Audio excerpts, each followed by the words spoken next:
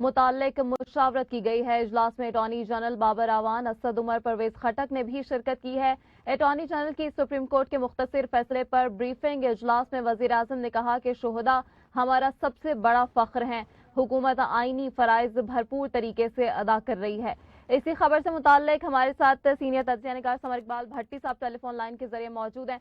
Summer Iqbal भट्टी साहब, आज सानेहा APS case में वजीर आजम इमरान खान ने सुप्रीम कोर्ट में पेश, जब भी किसी गवर्नमेंट के इदारे को या बजाते खुद गवर्नमेंट में से किसी को अगर बुलाया गया, इस तरह कोई कॉल की गई, तो उसके लिए बहुत सारी एक्सक्यूजेस पहले दे के और उनको डेट्स पे डेट्स लेके और हत्तुल इम्कान उस मामलात को लटका के उसके बाद जाके वो पेश होते थे। और ये जो अब तक जो तारीख रही है वो ये रही है। लेकिन खान साहब ने एक ये बहुत अच्छी एग्जाम्पल कायम की और उन्होंने ये साबित किया कि जी अदालतों का एहतराम जो है वो करते हैं, कि जी उन्होंने बगैर किसी डिले के आज ही उनको कॉल आई और आज ही वो पेश हो गए। सेकेंडली देखें, ये तो अच्छी बात है कि ठीक है पेश हो गया, लेकिन मेरा ख्याल है कि जो अदालत की एक जो रिक्वायरमेंट है वो एक इस तरह का मामला है कि लवाहकीन को, शोहदा के लवाहकीन को, ये तो हुकूमत को चाहिए था कि जैसे मेन मामला तो ये है ना कि जो TTP के साथ मामला तय पा रहे हैं उसके ऊपर जो वालदान हैं उनके जो दिल है वो अफसुर्दा है। वो सिर्फ उनके वालदैन के नहीं, वो हर पाकिस्तानी शहरी का दिल अफसुर्दा है उसके ऊपर। ये जितना बड़ा इंसिडेंट था।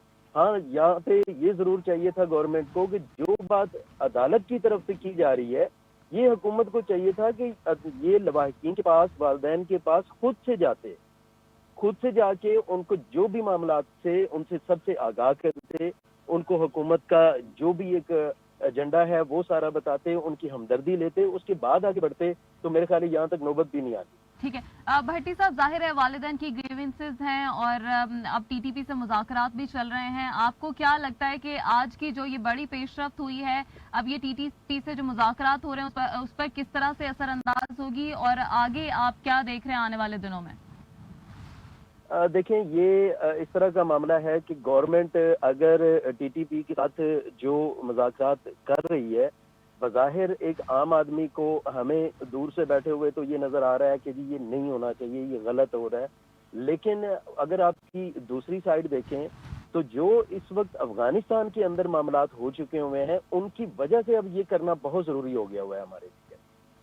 वो इसलिए ज़रूरी हो गया हुआ है कि अब देखें, अगर हम लोग उनके साथ कोई नेगोशिएशन नहीं करते या कोई डायलॉग करके उनको एक पेज पे नहीं लेकर आते, तो आने वाले टाइम में यही लोग पाकिस्तान को मजीद भी नुकसान पहुंचा सकते हैं।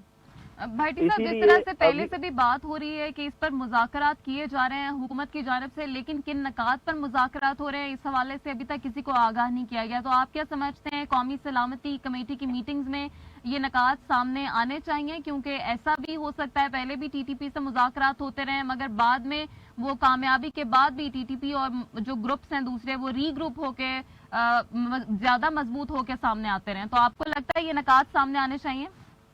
तो जी बिल्कुल ओवेसली आने चाहिए, लेकिन वो आएंगे भी सही, लेकिन अभी तो उनकी कोई फाइनलाइज कुछ नहीं हुआ, कोई फाइनल किसी शक्ल में नहीं आया, तो इस वजह से वो डिस्क्लोज नहीं हो रहे या सामने नहीं आ रहे, लेकिन वो आएंगे सामने।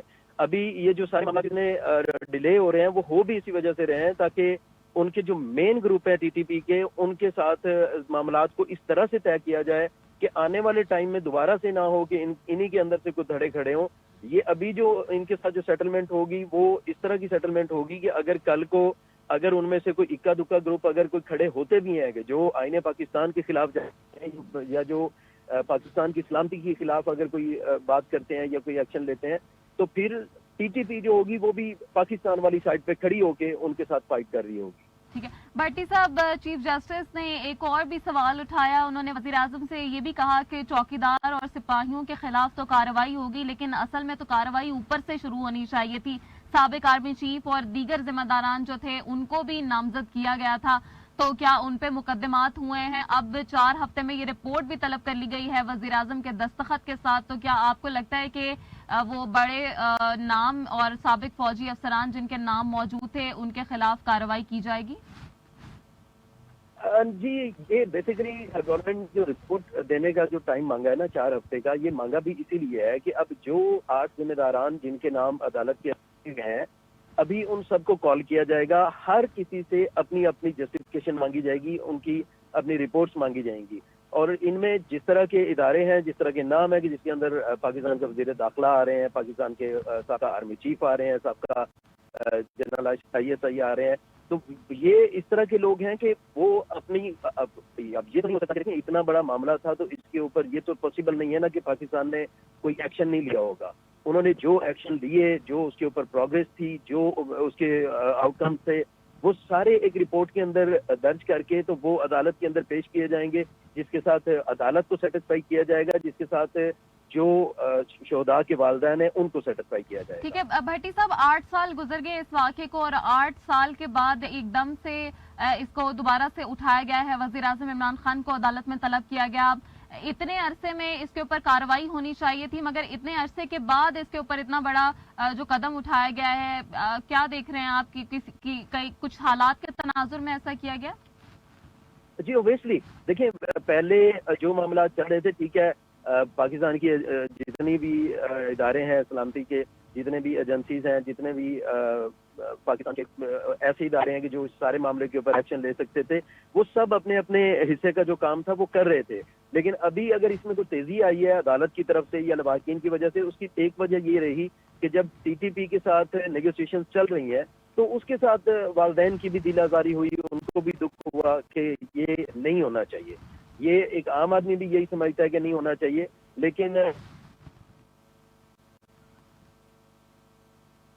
جا رہے ہوتے ہیں تو ان میں کچھ اس طرح کی باریکیاں ہوتی ہیں, اس طرح کی پیچیدگیاں ہوتی ہیں کہ جو آنے والے ٹائم کو مد نظر رکھتے ہوئے ہمارے ملک کے جو سلامتی ادارے ہیں وہ ان کو ڈیسیژن لے رہے ہوتے ہیں ان کے اوپر, لیکن وہ عام آدمی کو سمجھ میں نہیں آ رہے ہوتے. لیکن یہ آنے والے ٹائم میں اس کو ضرور کیا جائے گا, ضرور بتایا جائے گا کہ ہاں اس کے اندر جو لوگ انوالو تھے اس معاملے میں, ان کے ساتھ کیا کس طرح بیہیو کیا گیا, ان کے ساتھ کیا سلوک کیا گیا, یا جو باقی جو TTP کی جو تنظیم ہے ان کو کن بنیادوں کے اوپر ان کے ساتھ نیگوسیشن کی گئی اور کن بنیادوں کے اوپر ان کے ساتھ ساری سیٹلمنٹ کی گئی. ٹھیک ہے, بہت شکریہ سمر اقبال بھٹی صاحب, ہم اس خبر پر تجزیہ دے رہے تھے. اپنے ناظرین کو ایک مرتبہ پھر سے بتا دیں, سانحہ APS میں آج وزیر اعظم عمران خان سپریم کورٹ میں پیش ہوئے. عدالتی استفسار پہ وزیر اعظم نے سانحے سے متعلق کہا کہ ہم ہر ممکن اقدامات کریں گے اور 4 ہفتے کا ٹائم دیا گیا ہے سپریم کورٹ کی جانب سے, جس کے بعد رپورٹ پیش کرنے کا حکم دیا گیا ہے. اس کے بعد آپ کو بتا رہے ہیں کہ وزیر اعظم عمران خان کی زیر صدارت اعلیٰ سطح کا اجلاس ہوا, جس میں آرمی پبلک اسکول سانحے کے کیس سے متعلق مشاورت کی گئی ہے. اجلاس میں اٹارنی جنرل بابر اعوان, اسد عمر, پرویز خٹک کی بھی شرکت ہوئی ہے. اٹارنی جنرل کی سپریم کورٹ کے مختصر فیصلے پر بریفنگ انہوں نے دی. اجلاس میں وزیر اعظم نے کہا کہ شہداء ہمارا سب سے بڑا فخر ہیں, حکومت آئینی فرائض بھرپور طریقے سے ادا کرے گی. یہ تھی اب تک کی اپڈیٹ, اور جو بھی اس خبر میں اپڈیٹ سامنے آئیں گی وہ آپ سے شیئر کرتے رہیں گے.